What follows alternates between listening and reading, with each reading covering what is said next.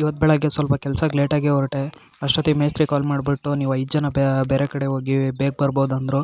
ಇಲ್ಲಿ ಬರಬೇಕಾದ್ರೆ ಜೀಪ್ ರೆಡಿಯಾಗಿತ್ತು. ಇದು ಇನ್ನೊಂದು ಬ್ಯಾಚು, ಜೀಪಲ್ಲಿ ಹೋಗಲಿ ನೀವು ಬೈಕಲ್ಲಿ ಹೋಗಿ ಅಂತ ಅಂದರು. ಸರಿ ಅಂತ ಬೈಕ್ ತೊಗೊಂಡು ನಾವು ಕೆಲಸದ ಹತ್ರ ಹೋಗಿ ಕೆಲಸ ಶುರು ಮಾಡಿದ್ವಿ. ಸ್ವಲ್ಪ ಇರೋದು 10 ಗಂಟೆಗೆಲ್ಲ ಮುಗಿಯುತ್ತೆ ಅಂದರು. ಸರಿ ಅಂತ ಹೇಳಿ ಬೇಗ ಬೇಗ ಕೆಲಸ ಮಾಡಿದ್ವಿ. ಆದರೂ ಆಗಲಿಲ್ಲ, 11 ಗಂಟೆ ಆಗಿತ್ತು. ನನ್ನ ಕಾಲಿಗೆ ಬೇರೆ ಸರಿಯಾಗಿ ಇವತ್ತು ಜಿಗ್ಣೆ ಹಿಡಿತು. 4 ಜಿಗ್ಣೆ ಒಟ್ಟಿಗೆ ಹಿಡಿದಿದೆ.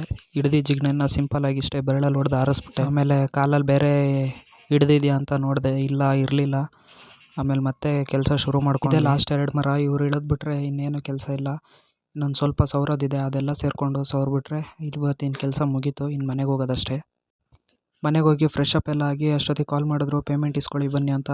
ಹೋಗಿ ಪೇಮೆಂಟ್ ಇಸ್ಕೊಂಡು ಬಂದೆ ಸೀದಾ. ಇವತ್ತು ಸೋಮವಾರ ಆಗಿರೋದ್ರಿಂದ ನಮ್ಮೂರಲ್ಲಿ ಸಂತೆ ನಡೆಯುತ್ತೆ.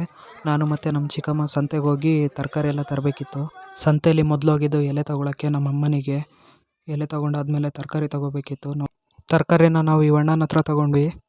ನಾವು ಚಿಕ್ಕಂದಿನಿಂದ ಸಂತೆಗಂತ ಈ ಥರದೇ ಬ್ಯಾಗ್ ಯೂಸ್ ಮಾಡೋದು. ನಮ್ಮ ಅಮ್ಮವರು ಕೂಡ ಈ ಥರದೇ ಯೂಸ್ ಮಾಡ್ತಾಯಿದ್ರು, ನಾನು ಅದನ್ನೇ ಮಾಡ್ತಾಯಿದ್ದೀನಿ. ತರಕಾರಿ ಎಲ್ಲ ತೊಗೊಂಡಾದ್ಮೇಲೆ ಪುರಿ ಖಾರ ತೊಗೋಬೇಕಿತ್ತು. ಸಂತೆಗೆ ಹೋದ್ಮೇಲೆ ಇದನ್ನು ತೊಗೊಳ್ಳೇಬೇಕು, ಫಿಕ್ಸ್ ಅದು. ಅದಾದಮೇಲೆ ಚಿಕನ್ ತೊಗೊಂಡ್ವಿ. ಇದು ನನ್ನ ಫ್ರೆಂಡ್ ಅಂಗಡಿ ಮಂಜು ಅಂತ. ಇಲ್ಲಿ 1 kg ಚಿಕನ್ ತೊಗೊಂಡು ಅಲ್ಲಿಂದ ಹೊರಟೆ. ಮುಂದಿನ ವಾರ ನಮ್ಮ ಏರಿಯಾ ಮಾರಿಯಮ್ಮ ದೇವಸ್ಥಾನದ ಪೂಜೆ ಅಂತೆ, ಅದಕ್ಕೆ ಕಲೆಕ್ಷನಿಗೆ ಬಂದಿದ್ದರು. ಇವತ್ತಿಗಿಷ್ಟೇ, ಟಾಟಾ, ಬೈ ಬೈ.